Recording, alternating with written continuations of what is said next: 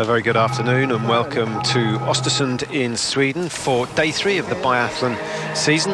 And it's the women's turn to race in the individual 15 kilometres the distance. We've got a huge field, 102, although I guess if we go back 5 years, that's fairly conservative by previous numbers, but great conditions, -6, -7. The snow has been falling as it is at the moment for the last few hours. The wind has eased off a little, but Oestersund is famous for changing conditions, so all the athletes will have to keep an eye on that. Patrick Winterton and Mike Dixon, your hosts through today and through the whole of the biathlon season, I hope, and it looks as though it's going to be a cracker. The big question that everyone's asking as far as the women are concerned, Mike, is who takes Neuner's place? Who becomes the hot favourite? Well, it might be Miriam Gössner, but she needs to improve her shooting. I heard that she has. Who knows? We'll have to wait and see. Well, Darya Domracheva, of course, is another woman who might become the #1 star this year. With 17 podiums in the World Cup in 2012, she got a gold medal at the World Championships and 2 Crystal Globes, and of course second place in the overall total score. Darya, undoubtedly, many people's hot favourite. Now, what makes her so special? Here's Klaus Siebert. Says, first of all, an athlete needs a lot of talent. Darya has that, and she'll use this talent. You need to train hard, very hard, and you have to push yourself, you have to torture yourself every single day of the year, and this part perhaps makes up 80% of the reasons that she's successful. She says the other 20% is due to the training methods, that's his work, and of course to the daily routine. And combine those together and you get success. Well, training, of course, is a hugely important part, but sometimes you just need to take a break and have a bit of fun.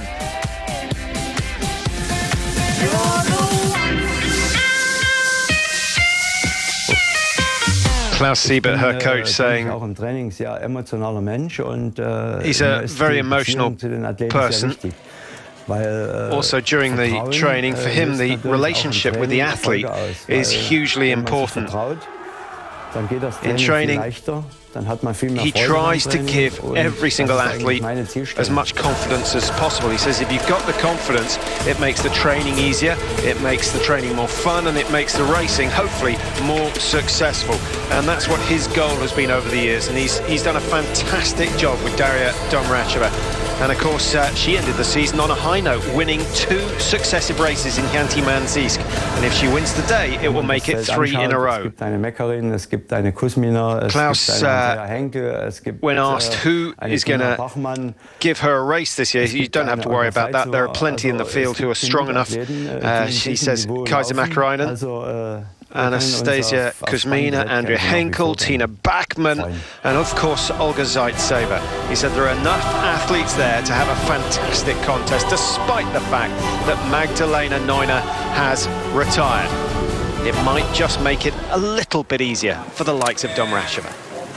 Well, she'll be in action today, and no surprise that she is going in Group 1. There's Anastasia Kuzmina, the Olympic sprint champion. There is Darya Domracheva, looking relaxed and content, as always. She does, and what a personality. She's so famous now in Belarus, and I think Klaus Siebert has taken her. Yes, she's got a lot of natural talent, but he really has given her the confidence to lift her to the top. Well, nearly the top last year. She was 2nd place overall. Solemdal, another star, hoping to make it big this year. Great skiing last year. When she's on form, she's a match for anyone. But would you say just needs another couple of years experience, or is Sochi 2014 going to be her heyday? I think you're right, looking further ahead. Solemdal, she's 23. She's got the maturity now on her, when her mindset is right, to get the targets, and as you say, she's in that bracket of the ski speed where she can do great things. Andrea Henkel, the veteran in the German team, a lot of pressure on her. There have been so many big retirements in the German squad, in the German women's squad over the last 3 years. Wilhelm, of course, Beck has gone, Diesel has gone, Wilhelm, I've mentioned Olympic titles, and then, of course, Magdalena Neuner perhaps prematurely deciding to call it a day at the end of last year. Henkel has stuck around, and I hope she gets some success this year. Miriam Gusner, she's she is a live wire. It's fair to say that, but Mike maybe needs to just control herself if she's going to have the success on the range. She'll certainly be quick over the snow. She'll definitely, Gusner will absolutely be so quick over the snow, but her percentages on the range have not been good. I know she's improved on that, and we'll have to wait and see. Henkel, though, Patrick, you mentioned, she's the outstanding athlete in the field from her track record with, what, 21 wins, 17 second places, 15 third places. And in 50% of her 324 World Cup races, she's been in the top 10. She's been brilliant in biathlon. Great research, but you've forgotten the fact that she's a year older and a year slower, I guess you could say, at this stage. She didn't look particularly good in the mixed relay. She shot well, but you can't, so the experience that Henkel has, you can't put that aside for these individual races where the shooting is so important. Yeah, this is a race where she may do very well. I think she might struggle in the sprints this year.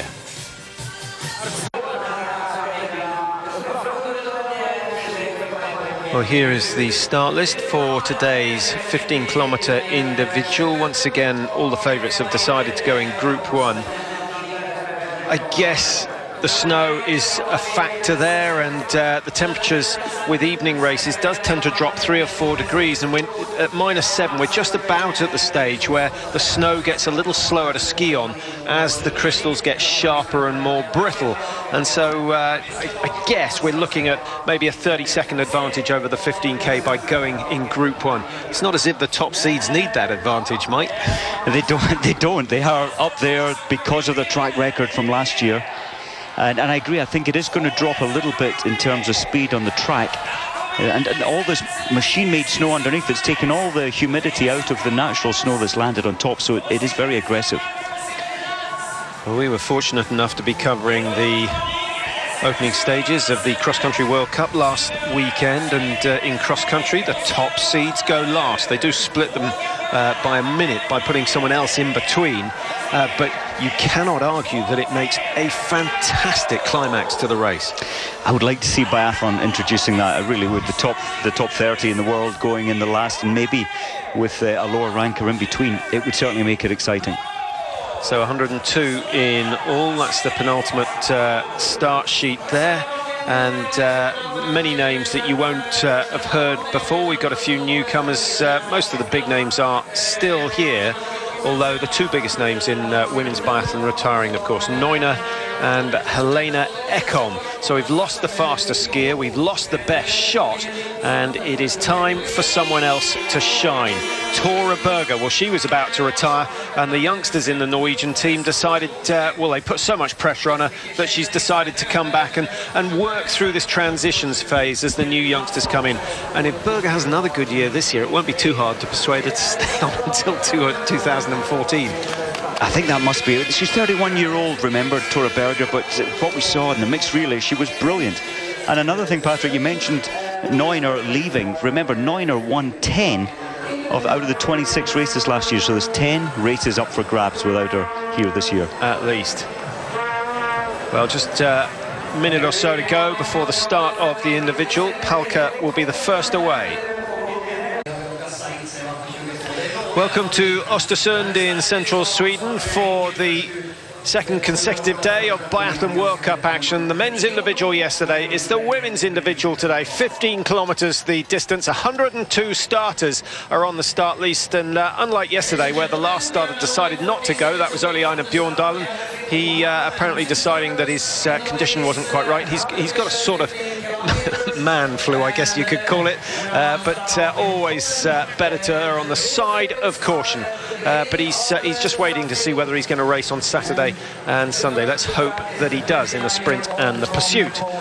So, Krystyna Palka, 29-year-old from Zakopane, which is better known for its ski jumpers in Poland. No Tomasz Sikora on the Polish team this year, so a lot of pressure on Palka to do something. Her best really coming in 2005, but she did make the top 10 last year. Away she goes, 15,000 metres. What's the estimate time, Mike? We're looking around 50 minutes. Yes, I think we're looking possibly down. Yesterday, the men were a little faster than they were last year, so I would say maybe 47 minutes. Now, Marie-Laure Brunet really struggled at the beginning of last season. Really, because she didn't get the results that she thought she deserved. And my goodness, she shot better than anyone else last year. In fact, I think she even outshot Helena Ekholm with her consistency. But the skiing has let her down time and time again. And already you can see just not that sparky off the start. But an individual 20 shots could be her day. Well, you've got to feel so comfortable about Brunet, the way she controls her mindset coming into the range, especially at 1 minute penalties. Via Semelienko from the Ukraine, finished 9th here last year. And she hit 10 out of 10 in the pro and missed 3 in the stand. That's not bad, but if you want to win, if you look down the last, 6 times that they've now had the individual as the first race of the season, no one's won, Mike, hitting less than 18, and only on 2 occasions have 18's gone and won it. Usually 3 out of the 6, 50% of the time, you've got to hit 20 out of 20. Yes, generally you have, and for the Lithuanian Rasa Mashute, she would need to be hitting the 20. I know she had a poor season by her high standards on the shooting range last season, and from what I saw of her training in October, I think she'll be back this season to her best. That can only be Tora Berger going through her warming up routine. Maybe you can give us some advice on how to get warm for an event like this when it's -7, Mike. How much hard work you have to do, as we watch Jana Gorekova of Slovakia. Now, she's got a lot of talent, but didn't shoot clear on any occasion last year. If she does so today, she could well get a PB. Well, Gorekova, last season, at this time, her results weren't as good as they were from February onwards, from the World Championships onwards. Gorekova lifted her performance. Andrea Henkel starts number 8, just behind Scardino, who's going to be behind Teja Grigorin. Grigorin, 15th in the world rankings last year, finished 11th in the World Championship individual, so this is a discipline that she's pretty good at. You're not going to miss her out on the tracks in the fluorescent yellow. A little bit tense coming out of the start gate. Now, potential winner, Kaisa MÄKÄRÄINEN. She's done it before. She's won the overall title. Maybe it's going to be her day. She can certainly put some pressure on Domracheva if she shoots well. Now, here's the other top athlete from Belarus. Skardino comes out of Minsk. And we'll be hoping to break into the top 30.